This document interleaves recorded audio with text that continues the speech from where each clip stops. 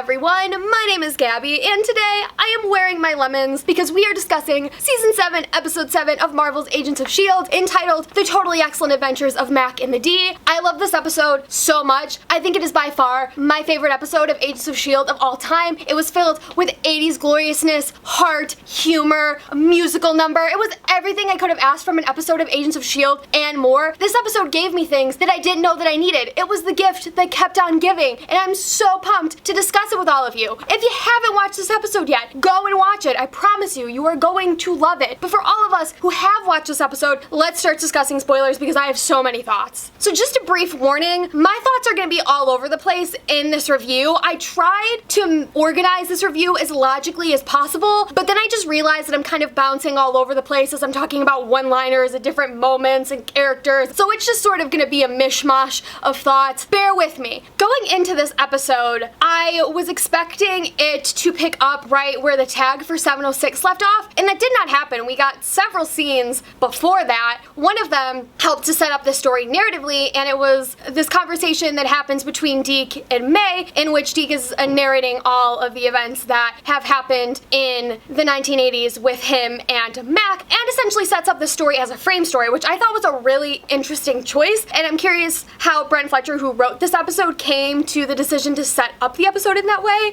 I'm curious if it's because Deke gets to be the unreliable narrator then in this situation, as all narrators of frame stories are, and you get to question as an audience member whether everything he's actually telling you is legitimate or this 80s fantasy that he glorified in his head to make his adventures in the 80s sound much cooler than they actually were. Either way, I loved this episode and I loved this choice, and I think Deke and May were two really great characters to pick to set up this frame because they have such differing personalities, and both Ming and Jeff work off of each other so well. It was a really great way to start off this episode. So then the next scene we get is the introduction of Sybil trying to make herself a robot body, and this computer geek named Russell essentially falling in love with her. So let's talk about these whole section of scenes right now because oh my god. This is the most ridiculous 1980s thing ever, and I love it. Russell is such an idiot. I'm sorry. If some robot sends you to the ammo emporium to start buying weapons and artillery, I would question some things a little bit. I don't know about you. That's just me.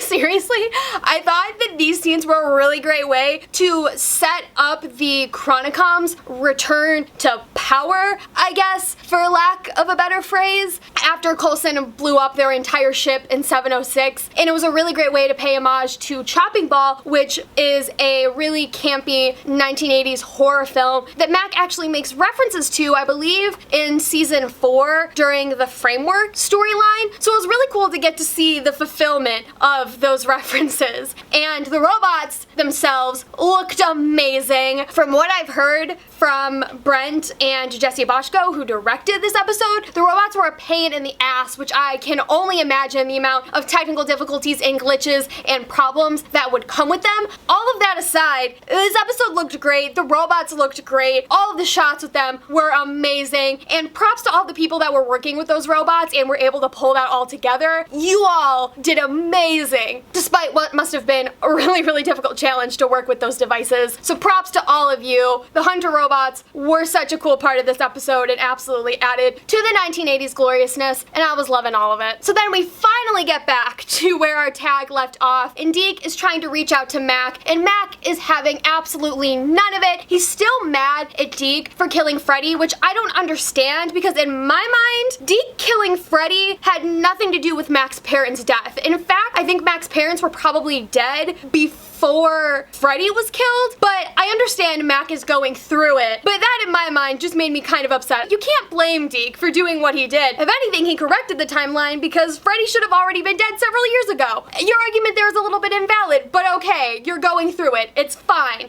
And then we get what is this really emotional scene where Matt rides off on his motorcycle to his parents' grave, and he has this bouquet of flowers, and there's just tears streaming down his face. And really, this moment made me appreciate the episode because it has such a mixed tone that we get everything, and the tone shifts are managed so well, and it just makes this episode such an emotional roller coaster. And Henry Simmons just gave me all of it in that moment, and it was so sad watching watching Mack watch his younger self and his brother and his uncle from afar and not being able to approach them and then going into this depressive spiral. It just was so hard to see Mack go through that. Even though he's gone through so much in this show, he has still managed to keep it together for so long, and I think this was finally his breaking point, and to watch him go through that was so sad. Then we have Deke Shaw, who is the most Hufflepuff of all Hufflepuffs. Like I said, this episode was the gift that kept on giving, and what it gave me was Deke Shaw as a Hufflepuff content, and I was loving every moment of it. Deke is so persistent and loyal and kind and unwavering, and he just never gives up on Mack. He reaches out to Mack initially and doesn't want him to be going through what he's going through alone, because Deke knows what it's like to lose his parents. He thinks about it every single day. It weighs on him. He feels like he can share this burden with Mack. Mack doesn't want to let him in, so he lets Mack go, but then he keeps trying to find Mack. He brings him groceries. He checks up on him, and it's just so sweet and precious. Deke has the biggest heart, and I love his character so much, and this episode made me love him 10 million times more. It was amazing. So out of these little sections of scenes that we get of Deke visiting Mack, there's a meme that has been created that I need to talk about because it is so great. I'm gonna leave a picture of it here for all of you to look at, but there is so many different versions of these, and I think it's so great to see all of the fan art and creations that have come out of this episode. Like I keep saying, this episode is the gift that keeps on giving. And the thing that I love about this meme is that it's just so beautifully captured. Like the framing, the camera work, everything about it is just the perfect still image. It's so funny. I just can't stop laughing when I look at these memes. They're so perfect. So I had to share them with all of you here, especially because that scene in particular was so funny, with Deke having the bouncy ball and Mack just looking at it, throwing it out the door, Deke running after it and Mack locking the door behind him. It was so sad, but just absolutely seemed like Deke to just run after it and be completely clueless to the fact that Mack was gonna lock the door behind him. Deke just tries so hard and he deserves more love. So then we get what is probably the highlight of this episode, and it's this musical number. I have rewatched this number at least 50 times by now. I can't stop watching it. It's so good. And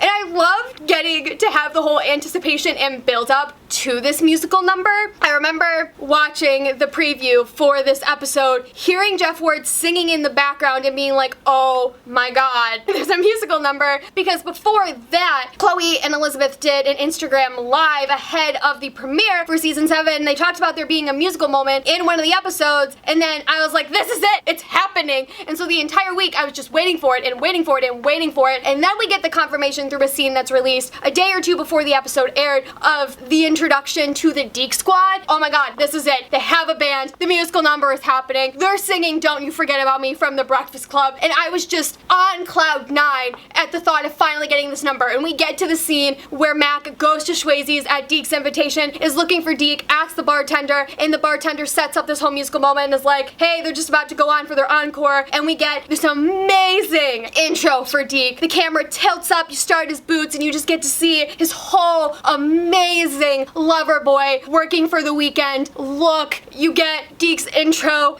that's like, my name is Deke Shaw and I wrote this song, which gave me such Philip Hamilton vibes. Like, I wrote this song just to show it, and I just turned 9. Yeah, like, you know, all of that. So I was already just like living for all of this. And then we get the first few bars of this musical number and I'm like, it's happening, it's happening, it's happening. And then they cut to commercial break. I could not tell you in that moment how mad I was. I was living, I was transcending, and then they have to just take me and make me wait longer for this musical moment. Are you kidding? I was so upset. I've gotten over it now, obviously, because there's a full clip that Marvel has released that has the entire musical number, so I no longer have to wait through the commercial break to see all of it. When I was waiting for it, when I was there, and it was finally happening after all of this anticipation, to get it robbed and taken away from me like that? Rude!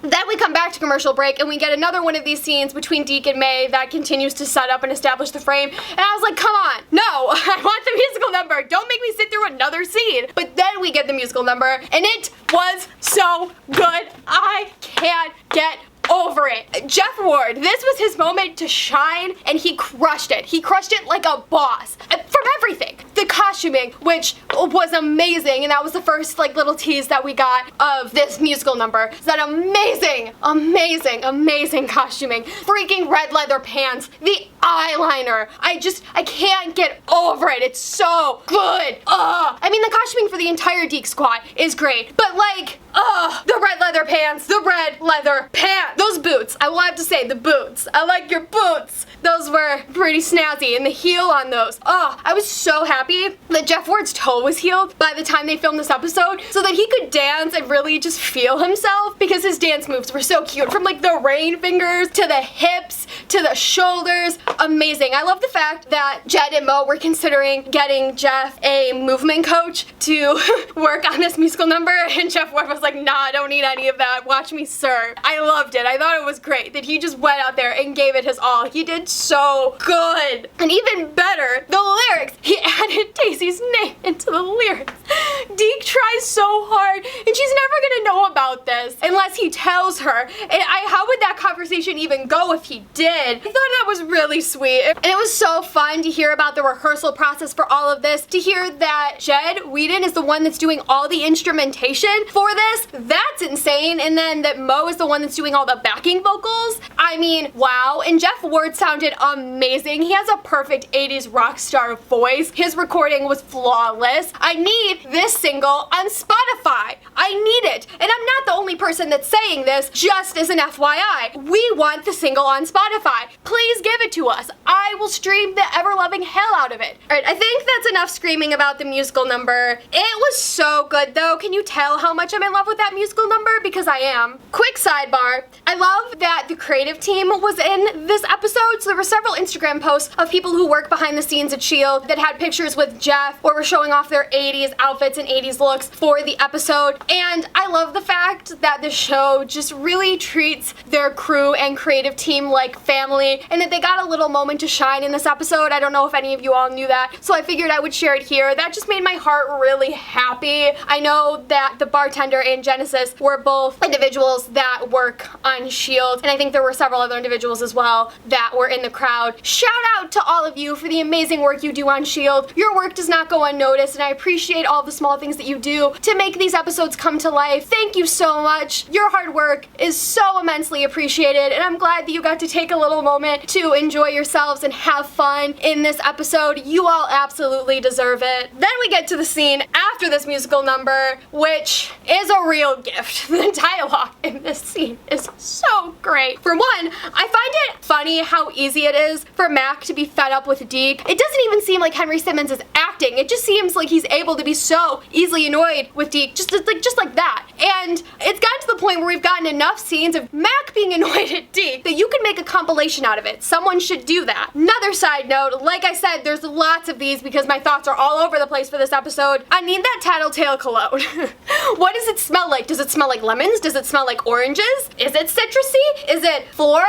What does this Tattletale cologne smell like, and where can I get it? Then we get to the intro for the Deke squad. So I'm just gonna talk about all of the members right here, right now, and all of their greatest moments in this episode, and then we'll come back to everything else. Brief sidebar before we do that though, for some reason, Jeff saying director really sent me. Can't tell you why. I think it may have just been like the smeared eye makeup and the whole red leather and just me really just like feeling all sorts of things, but also like the look in his eyes. Moving on. The first member of the Deke squad that we get to meet is Roxy Glass, who is played by Tipper Newton, and Tipper actually has musical experience. She has a band called Color TV. I've listened to her stuff. It is very good. So one of my favorite Roxy moments in this episode is when Roxy stands up for Deke after Mack goes off at Deke, and he tells Mack, what you did wasn't cool. Deke is my buddy, and he's yours as well. And I love that she calls Deke her buddy. That's so cute. Somebody finally standing up for Deke. Thank you. But seriously, Roxy's so fun and quirky, and Tipper did such a good job playing her. Then we get to meet the Chang gang, aka Tommy and Ronnie Chang. The Ewan twins, Matt and John. They were amazing. I feel like they're probably my favorite members of the Deke squad just because I so personally resonate with their story story in with their characters as well. If you did not know, Elizabeth Henstridge, who plays the iconic queen Gemma Simmons, has been doing live shows on her channel every Wednesday as the episodes of Agents of S.H.I.E.L.D. are airing, hanging out with cast and crew members, talking about all the behind the scenes stuff for the episode. They're really fun to watch. The one for this episode in particular was amazing. I've been leaving all of these live show links in the description down below if you want to check them out, by the way. The one for 707 in particular I really loved because they got all the members of the Deke squad. They got Clark Gregg, they got Chloe Bennett, they got Jesse and Brent, who directed / wrote this episode, and they were all just hanging out and having a really good time. And it was really cool to hear from Matt and John their process of being casted in this episode. They originally auditioned for Agents of S.H.I.E.L.D., I believe like around season 4, season 5, like something like that, earlier on. They didn't get casted. And then when it came time to put this episode together, Brent, who was writing the episode, immediately thought of them and was like, we need to put them in the episode, and crafted the whole episode around them. And they've also been big comic book collectors and are geeks, nerds like myself. I say that very lovingly because it's fun to be a geek and a nerd and a fan person, and the ultimate dream fulfillment there is amazing. And Matt and John are so lovely and seem so sweet. Their characters are so much fun. I love this moment, which is one of like the first moments you get of them in this episode, where they're fighting about who's a bigger fanboy of Mack, and they're having this whole little back and forth that is so ridiculous but so great. And then we get what is probably the most epic moment for the Chain Gang, and it's this slow-mo run. We got to see it in the preview, but actually getting the full thing in the episode, it was amazing. It was so corny and 80s and amazing, and I loved it. They were just killing it in this episode. And then they get to have that little moment with Deke at the end of the episode where they get to like bring it in and have this hug, and I was like, oh, I loved them. Their characters were so lovely. Then we get to meet Olga Pachinko, who's played by Jolene Anderson. She's introduced as being from the Baltics and speaking the language of demolitions. I don't know what that means. I tried to look it up to see if that was an 80s reference. I found absolutely nothing. So the fact that that's absolutely meaningless to me, I think is so funny. And I'm so curious as to how Jolene handled all of that. And they were like, yeah, we're gonna have you speak a foreign language, and nobody's really gonna know what you're saying, and her having to figure all of that out. I have to imagine that was interesting, but she did a real good job. And Olga's such a badass. She's so cool. She has some good moments in this episode, but I will say my favorite is at the very end of the episode. And it's when all these characters are hanging out and we're having a like, yay, we took down the bad guys moment. Olga says to Roxy, my heart resides forever in your beautiful clutches, in her language, whatever it is that she's speaking. Immediately, my reaction, it was that like meme of Billy Eichner running with all the lesbians being like, let's go lesbians. Like I was just screaming. I was like, this is amazing. You know, there was people who were talking about them potentially being lesbians, and I was like, okay, but I wasn't really sure if that was gonna be canon in the episode, and now it's canon, and I'm not okay. It was great. So I think one of the things I noticed is that the Deke squad, they're all really great and quirky characters, but I think a lot of good moments from the characters comes from Deke playing off of them. I was talking about Olga's language of demolitions. We get this moment where Olga gets hit by a laser. Deke and Mack are carrying her. They set her down. Out of nowhere, Deke says in her language, whatever it is that she's speaking, something about like, don't perish yet, my rose petal of combat. What? I thought that was so funny because Deke Shaw, my lovely, lovely Deke Shaw, can't learn to count to 6 in Cree, but he can suddenly pick up this language. I was just enthralled. This episode, like I said, gave me things that I didn't know that I needed, and that was one of those things. And finally, we get to meet Cricket, who's played by Ryan Donahue, who also has a musical background. He is in a band called Animals of Kin, and is now currently releasing music under his own name, Donahue. I have also listened to his stuff, very good. Got a really great musical group assembled for this episode. And Cricket is a character that doesn't really get a lot of screen time, and I believe he's one of those characters, like I said a few minutes ago, who really contributes to the Deke squad by allowing Deke to play off of him and his shadiness. Deke initially describes Cricket as being shady and that he hired Cricket to help track down Mack. Cricket ends up being the drummer for the band because Ryan Donahue is actually a drummer. Mack is asking about Cricket, is like, you described him as shady, and then Deke responds, well, that was until I found out he has a legitimate job. Mack asks, doing what? And Deke says, selling coke, although I've never seen him drink any. And this moment, I It's what ends that little preview clip that we got. So when I watched it for the first time, not actually during the episode, but like a day before, I could not stop laughing. It was so funny. I love the fact that even though Deke Shaw has been around this show for 3 seasons, we are still taking every opportunity to make fun of the fact that he is extremely clueless. Even though he's brilliant and can design all of these things and is a super sciencey Fitzsimmons, he is so clueless. And it's just so precious. But what makes this even better is that Mack circles back around to the same joke and brings up like drugs like coke, and Deke immediately is like, I'm not following. So we don't get 1 joke but 2 about Deke not knowing the difference between Coca-Cola the soda and Coke the drug. Other cricket moment that we get that I thought was really funny that actually had nothing to do with cricket was after he dies and Deke finds out, he shouts, Cricket was a saint! Who would ever want to hurt him? And it's so funny because Deke, my precious sweetheart, describes him as shady earlier as a coke dealer and then is like, who would want to hurt him? Because reasons, I guess. Anyway, the entire Deke squad is lovely. Love all of you. You were great in this episode. So brilliantly casted. And I love how each one of them is very different and quirky in their own way. And it's like the odd bunch. And it just makes sense that these are the people that Deke would be hanging around with. And it just makes my heart so happy. Last comment on this scene is that not only do we get to see Deke Shaw speaking the language of demolitions in this episode, we get to see him speak Pig Latin. I wouldn't have thought this would have been in the episode either, but it was. And it was great. Like I said, all of these really dumb, stupid one-liners I am obsessed with, and so I have to scream to you about all of them. They were just that good. Jeff Ward, killing it in this episode. It's so stupid, but it's so funny. He can speak Pig Latin, he can speak the language of demolitions, but he can't speak the language of a people that he was living with for almost 3 decades.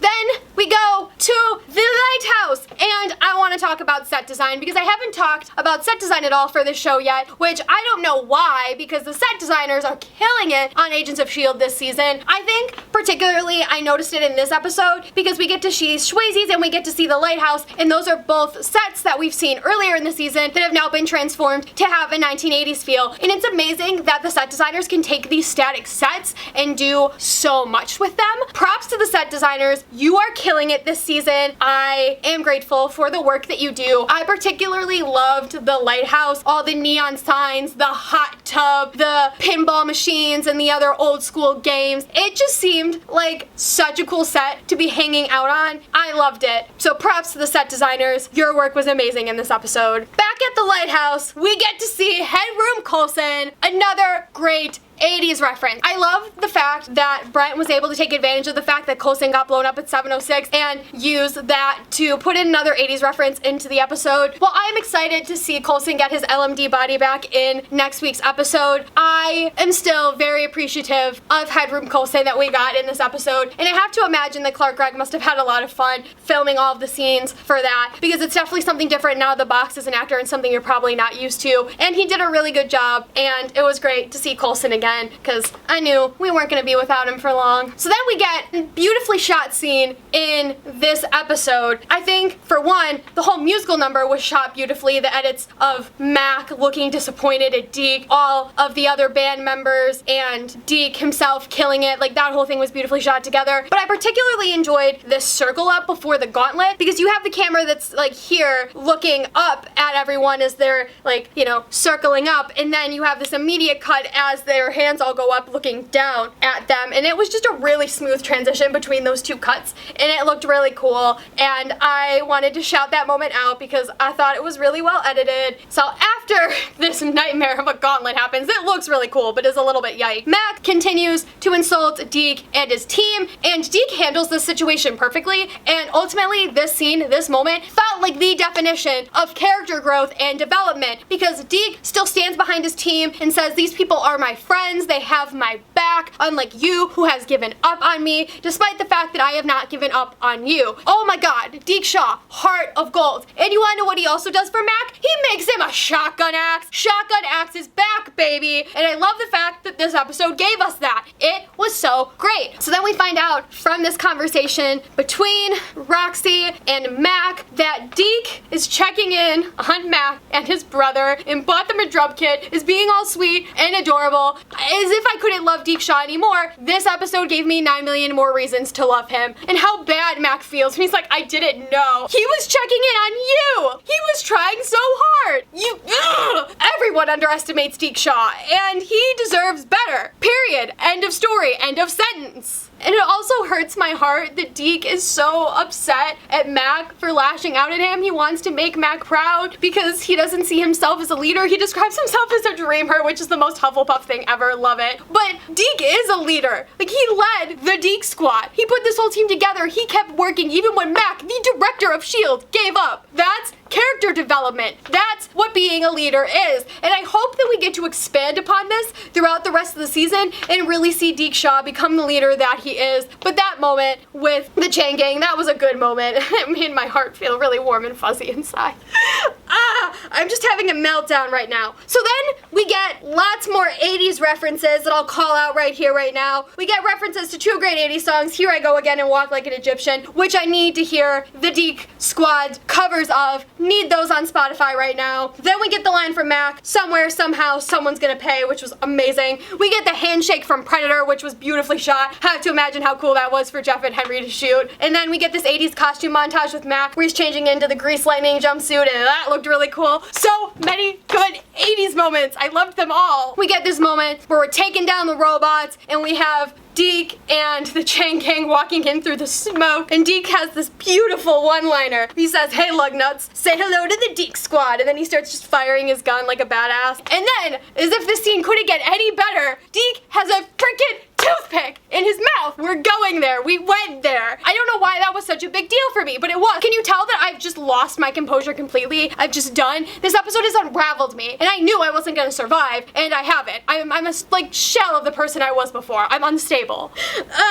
Okay, so then we start to get closer to the end of the episode, and we have more great one-liners. Mack tells Deke to create a distraction. We're getting into this final scene before we're gonna take down the robots, and Deke does what is the most ultimate Deke Shaw thing ever, and he takes an insult that Mack uses at him earlier in the episode, calling him a Peter Pan, essentially saying that he never grows up, and gets up. I think he's kneeling, and then he just gets up and just says with complete confidence, this Peter Pan is an attention-grabbing son of a bitch. And I died right there. I died right there. I wasn't okay. The amount of really great one-liners that they gave to Deke in this episode, it was unreal. And I loved every single one of them. Thank you, Brent Fletcher, for writing such a good episode. I'm so curious, though, as to how much of those one-liners were Jeff Ward just improvising on the spot and how much of them Brent actually wrote. Because I wouldn't be surprised if it went either way. Because Brent wrote an amazing episode, and Jeff Ward is the king of ad-libbing, improving, and just being a total sass master. Ugh.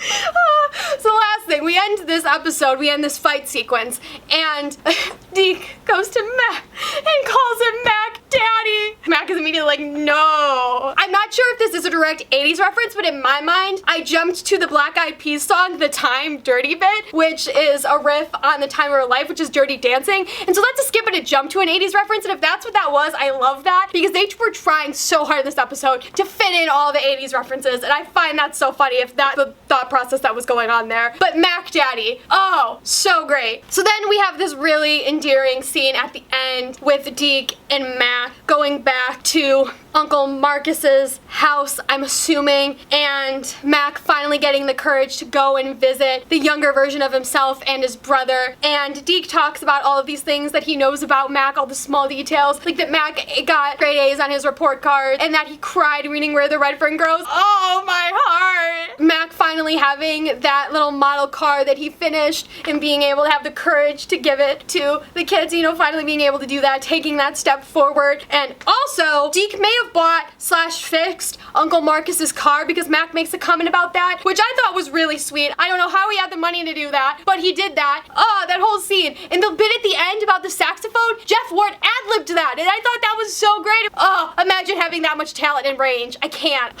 Okay, I think I got everything I needed to get at.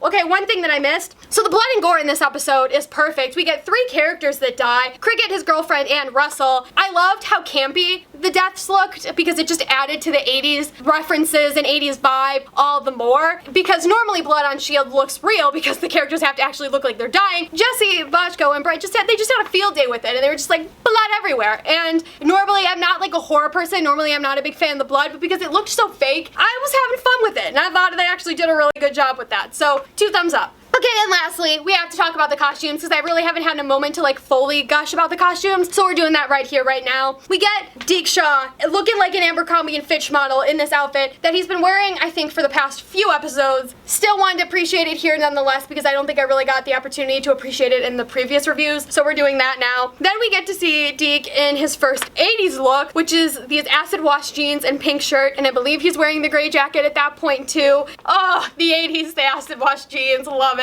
And then we get to see him in a beanie and the big oversized gloves and jacket on New Year's Eve. Like, okay, the beanie, love that. We get this brown sort of oversized shirt and the acid wash jeans again when Deke is inviting Mack to Schwazy's. That's cute. And then we get the whole red leather ensemble, which I think I've screamed to you enough about. And then we get all the S.H.I.E.L.D. jumpsuits that all the characters get to wear for pretty much the rest of the episodes. And I think this had to have been a reference to Grease. I'm almost positive it was because I was getting all sorts of Grease Lightning vibes from it, and I loved that. But one of the things that I thought was the most brilliant thing about this costume choice was that the first time that we see Deke in this jumpsuit, he has aviators on and he's wearing them for 2 seconds before he pulls them off and never puts them back on again for the rest of the episode. Why is he wearing aviators inside the lighthouse? Did we just give him aviators just to do this and try to do another 80s thing? Was that all that was? If so, thank you, because the aviators looked great. I loved the aviators. I flipped when I saw them, but like, why? For 2 seconds. And then we end the episode with these khaki pants and the blue shirt and the gray jacket once again as Deke and Mack are going off into the sunset.